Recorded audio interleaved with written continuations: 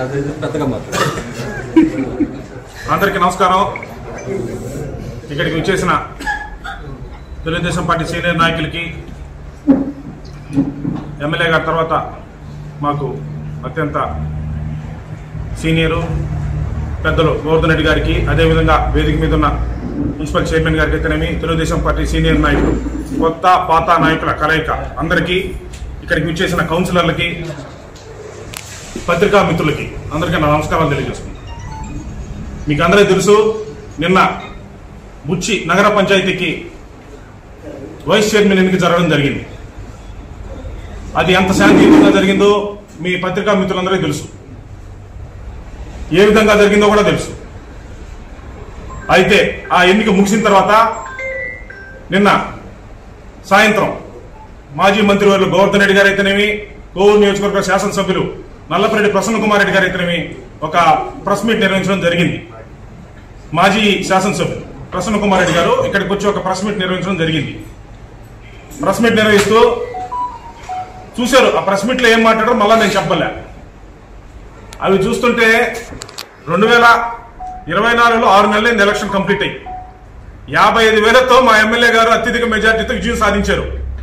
మీరు 6 నెలలు 7 నెలలు కంప్లీట్ అయిన ఇక్కడికి వచ్చి ఇక్కడ అన్యాయం జరుగుతుంది, ఇది అప్రజాస్వామికం అని మీరు చెప్తున్నారు.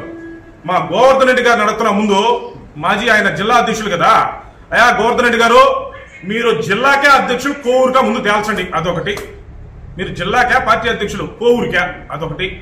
రెండోది ఏంటంటే, మా ప్రసన్న కుమార్ రెడ్డి గారు జనసేనలో పోతారంటున్నారు ఏప్రిల్లోనూ మేలోనూ. మీరేమన్నా ఎడగానో పోటీ చేయాలనుకుంటున్నారా? అదొక పాయింట్ ఉంది. మీరు రండి, మీరు రండి, మీ యంత్రాంగం అంతా రండి. కోవూరు నియోజకవర్గంలో 1900 చెప్పాను 52లో పార్టీ పెట్టిన 1983 తెలుగుదేశం పార్టీ పెట్టిన తర్వాత మేము కూడా ఉన్నాం. విమర్శించవచ్చు, 3 సంవత్సరాలు వైఎస్ఆర్ కాంగ్రెస్ పార్టీలో కొనసాగాం. 83 నుంచి తెలుగుదేశం పార్టీలోనే ఉన్నారు అందరూ. మా పెద్దోళ్ళు అయితేనేమి, విజయభాన్ రెడ్డి గారు అందరూ తెలుగుదేశం పార్టీలోనే ఉన్నాం. ఒక 4 సంవత్సరాలు వైఎస్ఆర్సీపీలో, 3.5 సంవత్సరాలు ఉన్నాం, ఒప్పుకుంటున్నాం. అనేక కారణాల వల్ల పోవడం జరిగింది, దానికి రిగ్రెట్ అవుతున్నాం. ఆ నిర్ణయం తీసుకున్న దానివల్ల, ఆ పార్టీలో కొనసాగిన దానివల్ల తప్పే. రాజకీయాలు ఇవ్వడం తప్పు ఒప్పుకోవాలా. నేను పార్టీ మారి నా అవసరాల కోసం మారానంటే అది ప్రజలు చూస్తుంటారు. తప్పే. మేము రాజకీయాల్లో 4 సంవత్సరాలు తప్పు నిర్ణయం తీసుకున్నాం. దాన్ని తిరిగి తీసుకుని పునఃసమీక్షించుకుని సరైన మార్గంలో పోవాలని నిర్ణయించుకుని మన పాత పార్టీ 83 నుంచి తెలుగుదేశం పార్టీలోనే ఉన్నాం. 83లో నుంచి తెలుగుదేశం పార్టీలోనే ఉన్నాం.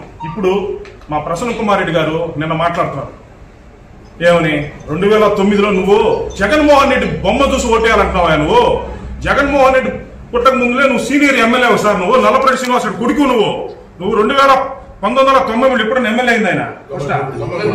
93లో నువ్వు ఎమ్మెల్యే అయితే బీఫామ్, తెలుగుదేశం పార్టీ బీఫామ్ మీద పోటీ చేసి 4 సార్లు అప్పటికి ఎమ్మెల్యే నువ్వు. ఈ జగన్మోహన్ రెడ్డి ఎవరో తెలియదు. అప్పటికి తెలుగుదేశం పార్టీ చంద్రబాబు నాయుడు బీఫామ్ ఇస్తే నువ్వు 4 సార్లు ఎమ్మెల్యే గెలిచుండవు. నువ్వు జగన్మోహన్ రెడ్డి బొమ్మ చూసి ఓటేయండి అని నేను కౌన్సిలర్లు ఓటేశారు.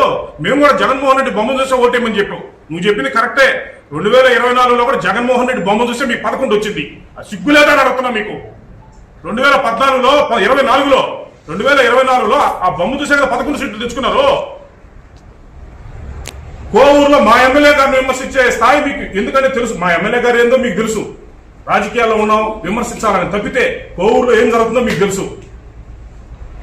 వాళ్ళు అవినీతికి పాల్పడరు. ప్రభాకర్ రెడ్డి గారు ఎంపీ అయితేనేమి, ప్రశాంత్ రెడ్డి గారు ఎమ్మెల్యే అయితే అవినీతికి పాల్పడరు మీకు తెలుసు, మొత్తం మీకు తెలుసు. అయినా ఇక్కడికి వచ్చి మా కార్పొరేటర్ గారు చెప్పిన, మా కౌన్సిలర్ గారు చెప్పినట్టు దయ్యాలు వేదాలు వలిసినట్టే ఉంది మీరు చెప్పడం. వైఎస్ఆర్ కాంగ్రెస్ పార్టీ, తెలుగుదేశం పార్టీని విమర్శించడం ఇదే చెప్తున్నాం. మా ఎమ్మెల్యే గారు అయితేనేమి, మా గోవర్ధన్ రెడ్డి గారు అదే చెప్తున్నాం. సార్ మీరు వచ్చేయండి, కోవూరులో కంటెస్ట్ చేయండి. అటు చంద్రమోహన్ దగ్గరికి తల్లి మొన్న చెప్పాం మీకు, ఆడ వల్ల అవుతున్నట్లే. ఈరోజు ప్రెస్ మీట్ రేపు పెట్టండి, ప్రెస్ మీట్ తిట్టండి, మమ్మల్ని ఇబ్బందిలే, సిద్ధంగా ఉంటాము. మీరేదో జమిలీ ఎలక్షన్ వచ్చేస్తుంది 2027లో. మనం ఉనికిని కాపాడుకోవడానికి రాజకీయాలు చేయబాకండి. ఏదన్నా విలువైన ప్రతిపక్షంగా ఉన్నప్పుడు విలువైన సలహాలు ఇంటే ప్రభుత్వ అధికార పార్టీలో ఉన్న పార్టీగా మేము తీసుకుంటాం.